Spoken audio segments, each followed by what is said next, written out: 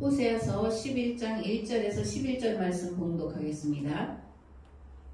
이스라엘이 어렸을 때에 내가 사랑하여 내 아들을 애굽에서 불러냈거늘 선지자들이 그들을 부를수록 그들은 점점 멀리하고 바알들에게 제사하며 아르세기 눈상 앞에서 분향하였느니라. 그러나 내가 에브라임에게 거룩을 가르치고 내 팔로 안았음에도 내가 그들을 고치는 줄을 그들은 알지 못하였도다. 내가 사람의 줄 곧 사랑의 줄로 그들을 이끌었고 그들에 대하여 그 목에서 멍에를 벗기는 자같이 되었으며 그들 앞에 먹을 것을 두었노라. 그들은 애굽 땅으로 되돌아가지 못하겠거늘 내게 돌아오기를 싫어하니 아수르 사람이 그 임금이 될 것이라. 칼이 그들의 성읍들을 치며 빗장을 깨뜨려 없이 하리니 이는 그들의 계책으로 말미암음이니라. 내 백성이 끝끝내 내게서 물러가나니 비록 그들을 불러 위에 계신 이에게로 돌아오라 할지라도 일어나는 자가 하나도 없도다. 에브라임이여 내가 어찌 너를 놓겠느냐. 이스라엘이여 내가 어찌 너를 버리겠느냐. 내가 어찌 너를 아드마같이 놓겠느냐. 어찌 너를 스보임같이 두겠느냐. 내 마음이 내 속에서 돌이키어 나의 긍휼이 온전히 불붙듯 하도다. 내가 나의 맹렬한 진노를 나타내지 아니하며 내가 다시는 에브라임을 멸하지 아니하리니 이는 내가 하나님이요 사람이 아님이라. 네 가운데 있는 거룩한 이는 진노함으로 내게 임하지 아니하리라. 그들은 사자처럼 소리를 내시는 여호와를 따를 것이라. 여호와께 소리를 내시면 자손들이 서쪽에서부터 떨며오되 그들은 애굽에서부터 새같이 아수르에서부터 비둘기같이 떨며오리니 내가 그들을 그들의 집에 머물게 하리라. 나 여호와의 말이니라. 아멘. 엄마가 언제 나를 사랑한 적이 있어? 왜 나를 살려뒀어? 죽게 내버려 두지? 여러분들 이런 말 부모님에게 한 적이 없죠? 없었으리라 믿습니다. 근데 이 말은 제가 사실 속상할 때, 힘들 때, 제 속에서 또는 혼자 아주 중얼거리며 했던 그런 말입니다. 그때 죽게 내버려두지 왜 살려놔서 이런 어려운 삶을 살게 하냐라고 하는 원망이 섞인 그런 말이었는데 사실 해서는 안 될 말이죠. 그죠? 아무리 내 삶이 힘들고 어렵다고 해도 부모에게 이런 말을 해서는 안 되는데 철딱선이 없다라는 말로도 사실 감출 수 없는 죄다. 그렇게 고백을 다시 한번 해봅니다. 그래서 저같이 이런 불효막심한 생각과 말을 한 자는 이 지구상의 역사상에 저밖에 없기를 진심으로 바라는 마음이 있습니다. 부모님은 자녀들이 효도할 때까지 기다려주지 않죠. 그죠? 철들 때까지 기다려주지도 못할 때가 있습니다. 이런 말하는 것은 옳은 가정의 달이기 때문에 그렇습니다. 부모의 은혜에 감사하고 형제는 서로 있음에 감사하고 또 부모된 자들은 자녀들이 있음에 감사하면서 푸르름을 더해가고 화려함을 더해가는 5월 한 달 내내 우리 주님 안에서 감사하고 행복하고 건강한 삶을 사시기를 우리 주 예수 그리스도의 이름으로 축복합니다. 아멘. 철딱선이 없기로 세계 최강인 저와 비슷한 자들이 그런데 성경에는 나오고 있어요. 누굴까? 이스라엘이 저처럼 철딱선이 없는 해서는 안 될 말들을 수시로 내뱉으며 살았던 민족인 것을 볼 수가 있습니다. 광야 생활 40년 동안에 하나님이 보호하시고 인도하셨음에도 이들은 늘 불평하고 원망했고 그리고 또 가나안 땅에 들어가서 평화롭고 잘되고 안정될 때에는 하나님을 찾는 게 아니라 바알의 길을 잘도 따라갔던 자들이 이스라엘 사람들이었습니다. 여호와께서 내가 너희를 사랑하였노라 하시면 주께서 어떻게 우리를 사랑하셨나이까? 되물은 민족이고 더러운 떡을 제단에 드리고도 여기서 더러운 떡이라는 것은 가난한 자, 반드시 도와야 될 자들 돕지 않으면서 감사로 하나님 앞에 드리는 그런 것을 말합니다. 더러운 떡을 제단에 드리고도 우리가 어떻게 주를 더럽게 하였나이까 하던 민족이 이스라엘이에요. 하나님을 알되 깨달아 알지 못하여 하나님을 영화롭게 하지 않고 감사하지도 않고 스스로 지혜 있다고 생각하면서 오히려 어리석고 미련한 마음에 우상 숭배에 빠져 살던 이들이 바로 이스라엘 백성들이었습니다. 지난주에 이스라엘의 역사를 배우는 이유가 어디 있다라고 말씀을 드렸나요? 반면교사 삼기 위해서라고 말씀을 드렸습니다. 그죠? 이스라엘이 실패한 삶을 돌아보면서 오늘 교회는 다시금 이런 실패를 반복하지 않기 위해서 이스라엘 역사를 반면교사 삼아 배우고 있다. 그렇게 말씀을 드렸습니다. 그러면 오늘도 말씀을 통해 나의 신앙과 삶을 되돌아보고 무슨 문제는 없는지 또는 무엇을 잘못하고 있었는지를 돌아보고 잘못된 길에서 돌이키는 계기가 되기를 우리 주님 예수 그리스도의 이름으로 다시 한번 축복합니다. 아멘.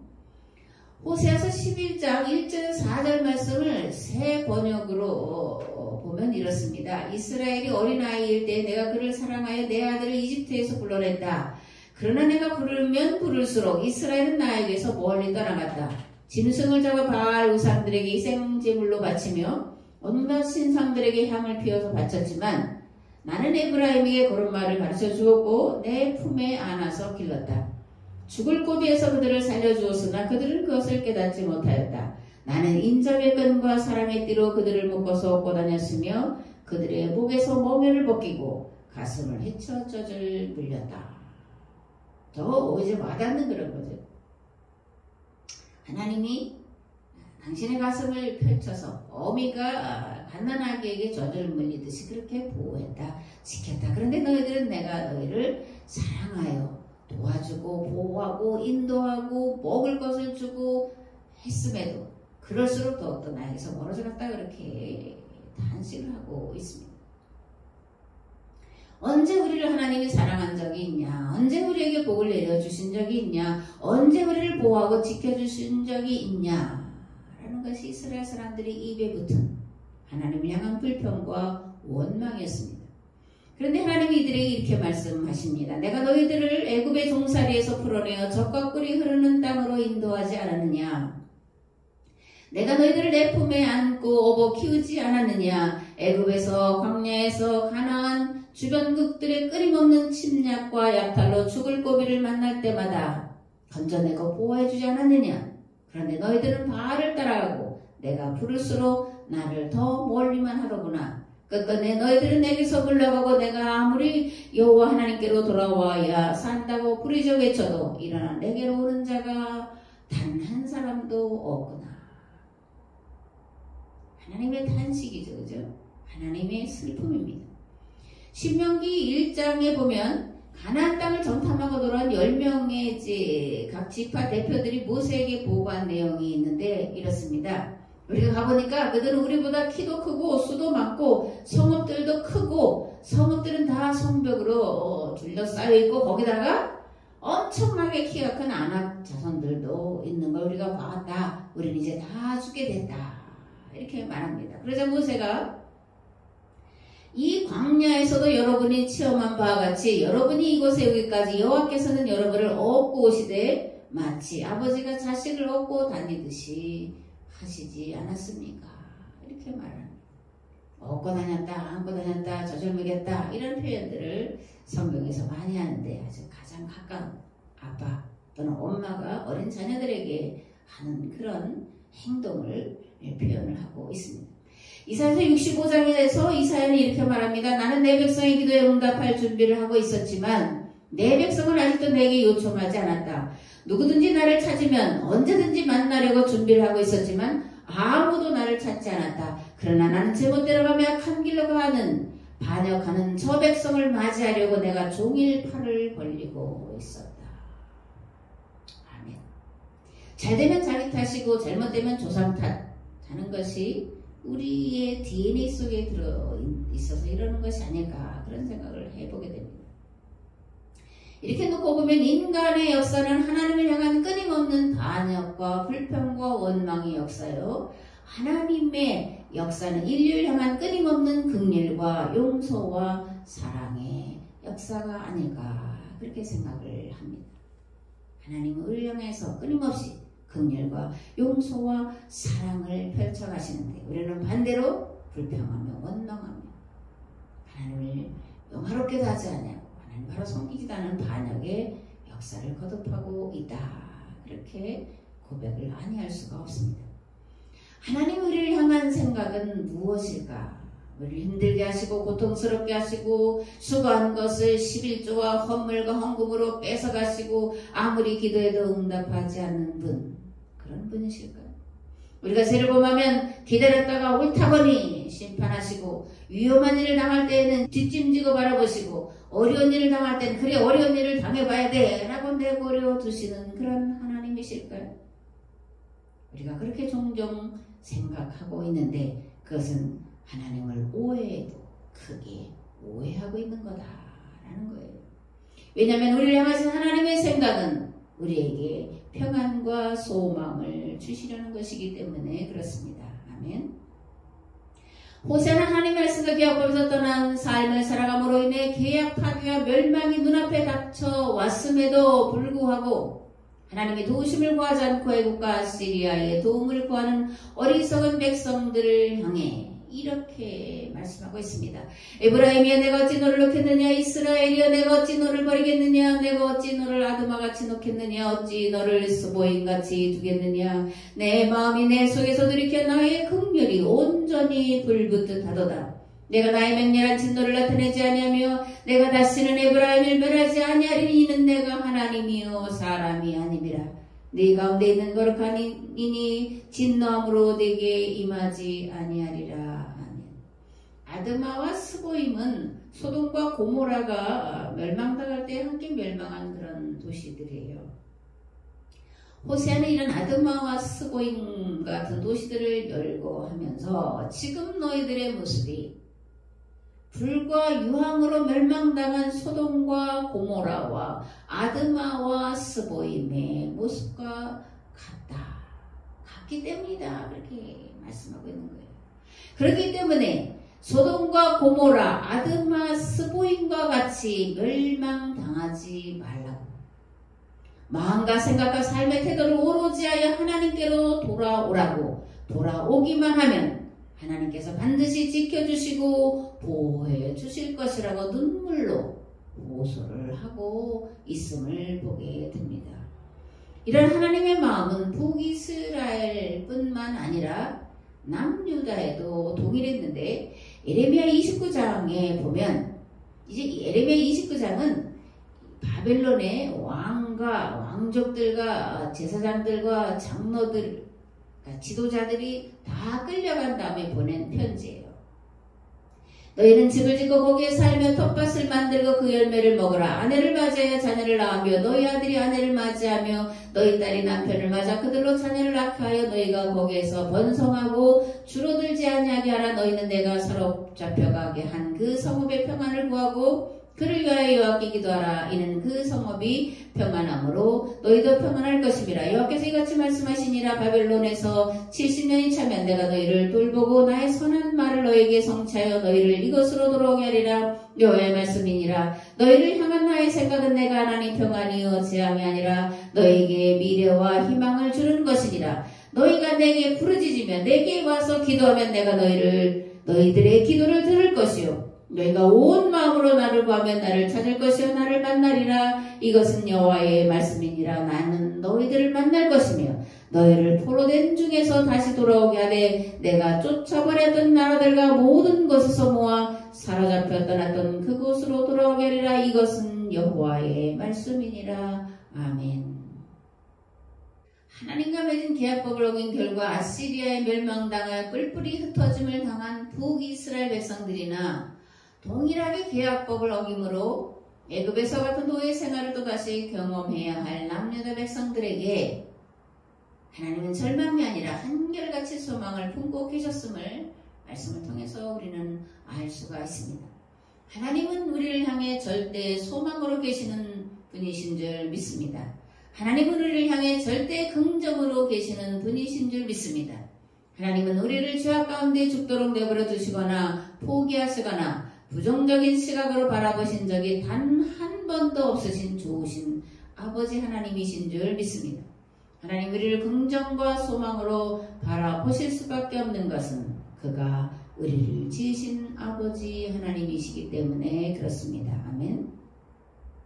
그 어떤 부모도 자식에게 절망하거나 포기하거나 부정적인 시각으로 바라보지 않습니다. 항상 잘 될 것을 기대하고 정신 차려서 올바르게 살 것을 믿고 기다리시고 그 어떤 절망의 순간에도 끝끝내 포기하지 않고 희망을 가지고 바라보는 것이 부모입니다.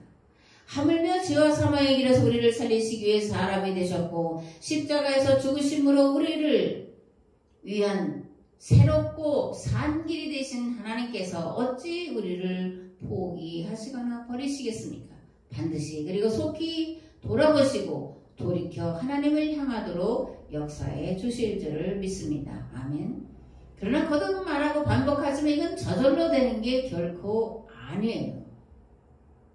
우리가 하나님을 간절히 찾을 때 가능한 일입니다.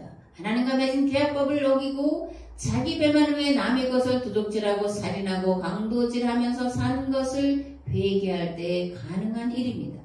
마땅히 돌아봐야 할 우리의 가난한 이웃들과 병든 이들과 나그네 된 이들을 돌아보지 않은 것을 철저하게 회개하고 돌이킬 때 가능한 일입니다. 또한 백성들의 죄를 대신 짊어지고 하나님 앞에 나아가 자신의 목숨을 포기하고 기도하는 자가 있을 때 가능한 일인 줄 믿습니다. 아멘. 성경에는 자기 동족이 하나님과의 관계에서 멀어져서 심판으로 멸망으로 빠져가는 자들의 구원을 위해서 자기들의 목숨을 내걸고 기도한 많은 사람들의 이름들이 기록이 되어 있습니다. 그 중에 댓글에 이제 모세와 사도 바울을 저는 그렇게 꼽는데 오늘 이제 사도 바울만 예를 들어보겠습니다. 로마서 10장에 있는 말씀입니다. 형제들은 내 마음에 원하는 바와 하나님께 구하는 바는 이스라엘을 위함이니 곧 그들로 구원을 받게 함이라 내가 증언하노니 그들이 하나님께 열심히 있으나 올바른 지식을 따른 것이 아니니라. 하나님의 의를 모르고 자기 의를 세우려고 힘써 하나님의 의에 복종하지 아니하였느니라. 그리스도는 모든 믿는 자에게 의를 이루기 위하여 율법의 마침이 되시니라. 그러면 무엇을 말하느냐? 말씀이 내게 가까워 내 입에 있으며 내 마음에 있다 하였으니 곧 우리가 전파하는 믿음의 말씀이라. 네가 만일 내 입으로 예수를 주로 시인하며 또 하나님께서 그를 죽은 자 가운데서 살리신 것을 내 마음에 믿으면 구원을 받으리라. 사람이 마음으로 믿어 의에 이르고 입으로 시인하여 구원에 이르느니라. 아멘. 하나님께 열심히 있었는데 올바른 지식을 따라서 한 열심이 아니라는 거예요. 하나님의 의를 모르고 자기 의를 이루려고 힘써서 하나님의 의에 복종하지 않았다라는 거예요. 성전에서 제사로 감사로 예배를 드리며 이것이 하나님이 영화롭게 하고 기쁘시게 받으실 만한 향기로운 제사요 제물이라고 생각했지만 하나님도 모르고 말씀도 모르고 잘못된 지식을 따라서 행한 죄였다 이런 겁니다. 그러면 뭘 말해야 되냐? 예수님을 입으로 시인해야 된다는 거예요. 또한 하나님께서 예수님을 죽은 자 가운데서 살리신 것을 믿어야 된다는 거예요. 이게 마음으로 믿어 의에 이르고 입으로 시인하여 구원에 이른다고 하는 그런 말씀입니다. 사도 바울이 마음으로 무엇을 믿고 무엇을 입으로 시인하면 구원에 이른다고 하는 거냐? 이 말씀은 오늘 우리는 구속사 교리에 젖어들어서 그 당시 유대인들에게 바울이 무엇을 말했는지를 전혀 생각을 하지를 못해요. 그래서 입으로 예수님을 주로 시인하면 구원에 이른다. 행위로가 아니라 믿음이다. 율법이 아니라 복음이다. 값없이 거둬주시는 은혜로 그냥 회개하면 용서받는다. 이런 구원의 교리를 펼치고 있는데 과연 맞냐? 이런 걸 우리가 생각을 해봐야 됩니다. 이 말씀을 바울이 로마에 있는 교회들이 할 때에 마음으로 믿고 입으로 시인해야 된다라고 하는 것의 첫째는 예수님이 메시아라는 것을 믿는 믿음이어야 한다라는 거예요. 두 번째로 예수님의 부활을 믿는 믿음이어야 한다라는 거예요. 율법의 의로가 아니라 예수님이 메시아이신 것과 예수님이 부활하신 것을 믿는 믿음을 따라 사는 것이 의라는 거예요. 구원받은 거라는 거예요. 그렇다면 사도 바울은 왜 예수님이 메시아이신 것과 부활하신 것을 믿어야 구원에 이른다고 했을까? 당시 유대인들의 생각이 예수님은 메시아일 수 없다. 예수님은 부활하지 않으셨다. 예수님의 부활은 믿을 수 없는 헛소리다. 이렇게 말했기 때문에 그런 거예요. 유대인들이 예수님이 메시아일 수 없다고 생각한 이유는 신명기 21장에 있는 나무에 달린 자는 하나님께 저주를 받았음이라 하는 말씀 때문에 그런 거예요. 사도 바울도 이러한 믿음을 가졌습니다. 그래서 예수님을 메시아라고 생각하는 자들을 잡아 죽이려고 한 거예요. 어떻게 나무에 달려 죽은 하나님께 저주받은 자가 메시아일 수 있냐? 아니다. 이렇게 말을 한 겁니다. 그런데 다음의 세계에서 부활하신 예수님을 하나님으로 경험한 다음에 바울의 생각이 바뀌는 거예요. 그래서 훗날 갈라디아서에서 이 신명기 21장의 말씀을 이렇게 해석을 하고 있습니다. 그리스도께서 우리를 위하여 저주를 받은 바 되사 율법의 저주에서 우리를 속량하셨으니 기록된 바 나무에 달린 자마다 저주 아래에 있는 자라 하였음이라. 나무에 달린 자마다 저주받은 자라고 했는데 맞다. 그런데 그 저주받으신 죽음은 우리를 죄에서 우리의 죄값을 대신 치르기 위한 속량의 제물이 되신 거다. 이렇게 바울은 말하는 거예요. 예수님은 우리의 죄를 속량하시기 위해서 대신 죽으신 줄 믿습니다. 아멘. 무엇보다 부활의 목격자고 증인된 사도들은 예수님께서 십자가에 죽으신 것이 곧 메시아의 증거다라고 선포를 했어요.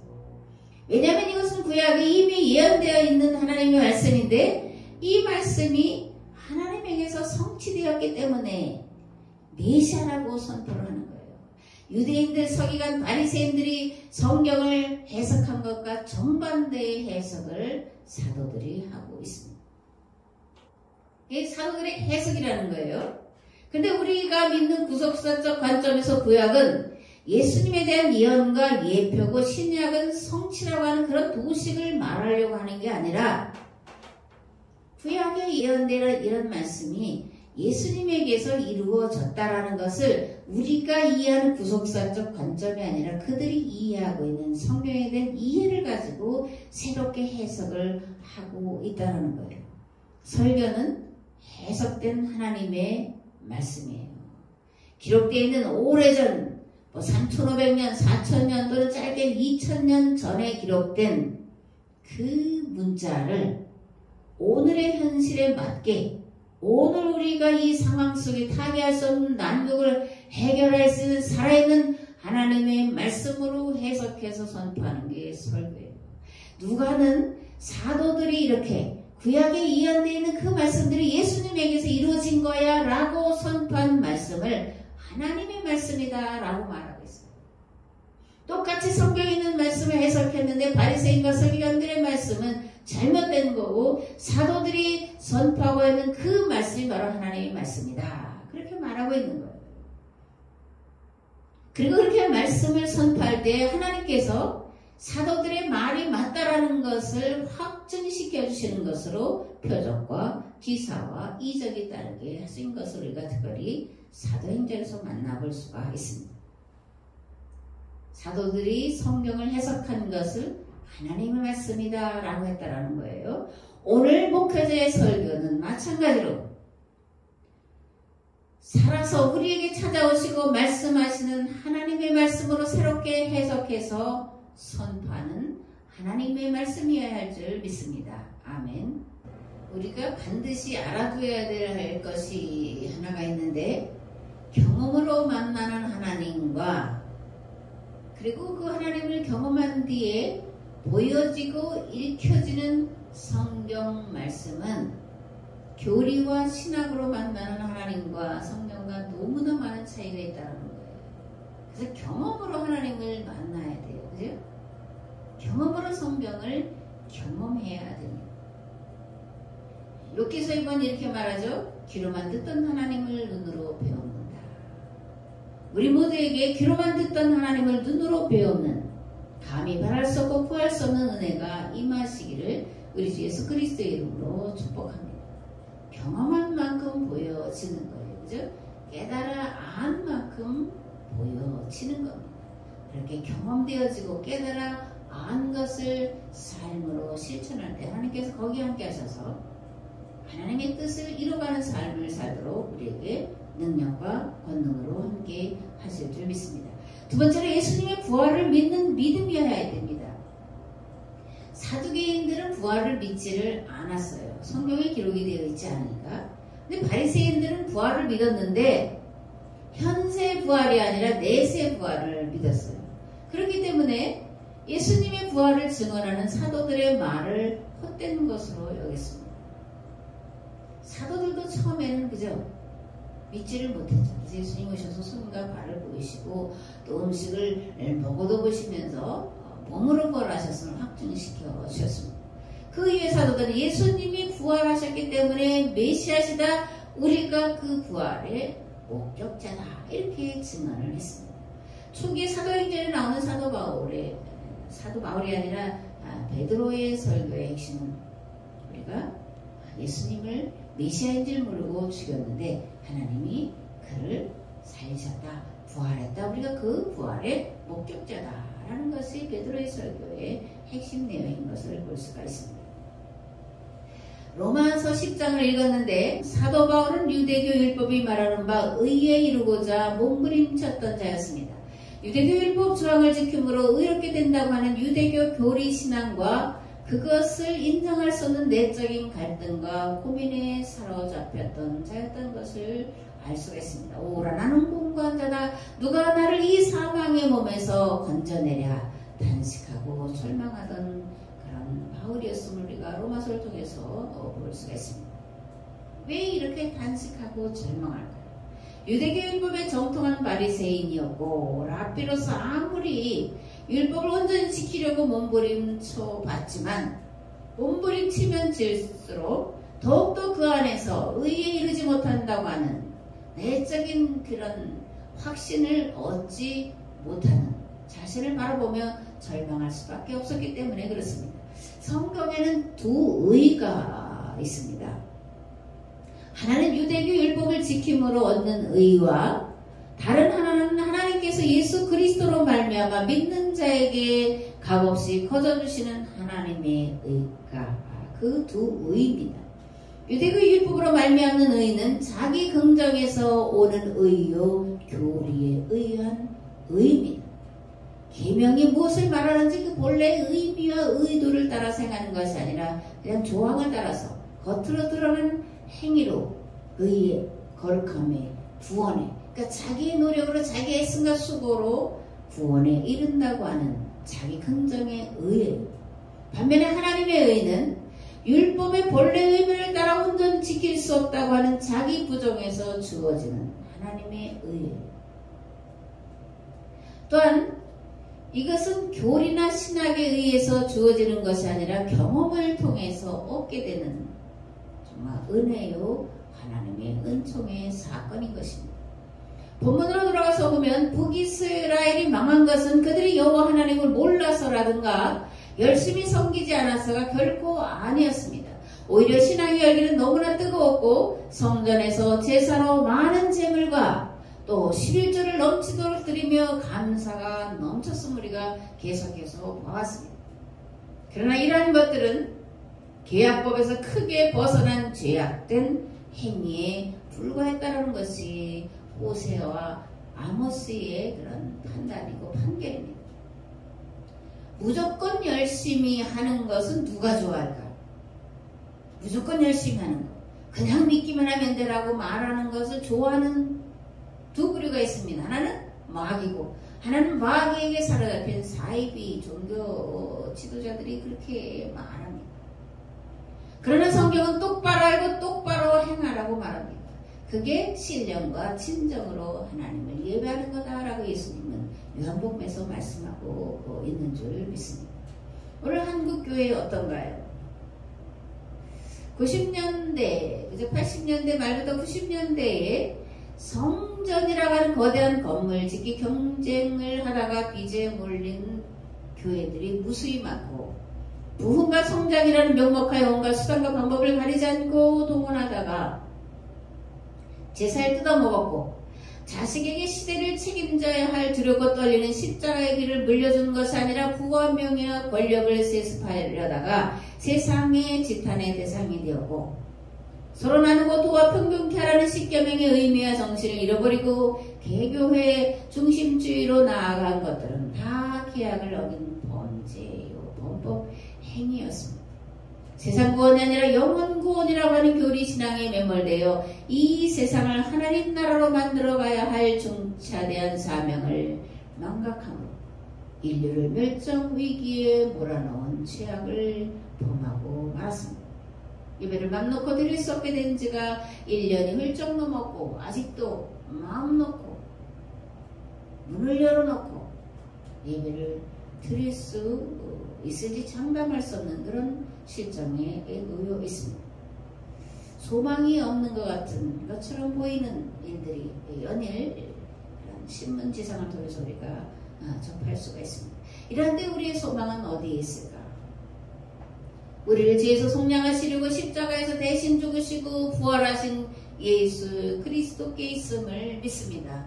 아멘. 부활의 주님께서 교회의 성령으로 임재해 계심을 믿는 믿음에 있는 줄 믿습니다. 우리가 이 땅에 하나님 나라를 이루어야 하는 사명을 망각하고 내 배만 부리려고 하나님을 바알 섬기듯이 섬긴 죄와 허물을 철저하게 깨닫고 돌이킬 때 하나님은 우리를 불쌍히 여기셔서 교회로 하여금 우리로 하여금 다시 한번 계약법대로 새 계명대로 서로를 사랑하되 목숨을 내어주는 사랑을 실천할 수 있는 기회를 주실 줄을 믿습니다. 아멘.